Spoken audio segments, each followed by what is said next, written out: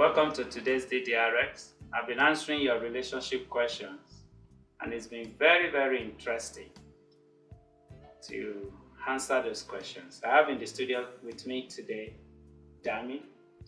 Thank you for having me, sir. What's your question? Okay, so as a pastor's child myself, sometimes I have people asking me, telling me things like, oh, you're going to be such a great pastor's wife, you're going to be a pastor. And I'm like, you don't know that, I don't know that. So my question for you is, why do some pastors try to force their children to become pastors or put them in leadership roles that sometimes they're not even qualified for? Or better still, why do some parents force their children to take over the family-based business, especially if they're not interested or if they're not even qualified for it? There might be many reasons for this anomaly. It could be lack of understanding of ministry. It could, especially in succession planning, it could be selfishness. It could also be insecurity on the part of the people involved.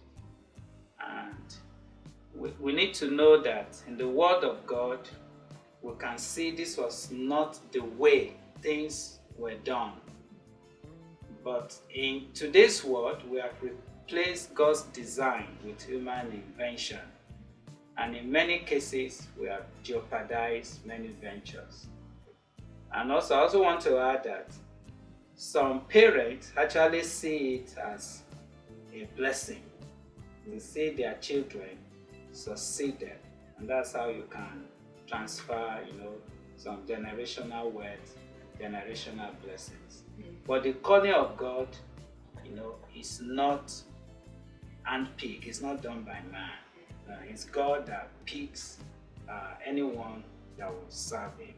So a church established by a man does not belong even to that man. So it's not a personal family business. So people should not turn churches to family business. But if it's an organization or a business, like a corporate business, you can bring your child if you feel like. But when it comes to ministry, the hand of God must be upon that individual, and all will see that the hand of God is upon the person. So it's not a bad thing for a child to take over, but the process has to be determined by God. And parents, they feel elated. They feel it's a blessing to see, their son or their children feeling into their shoe. Thank you. Thank you, sir.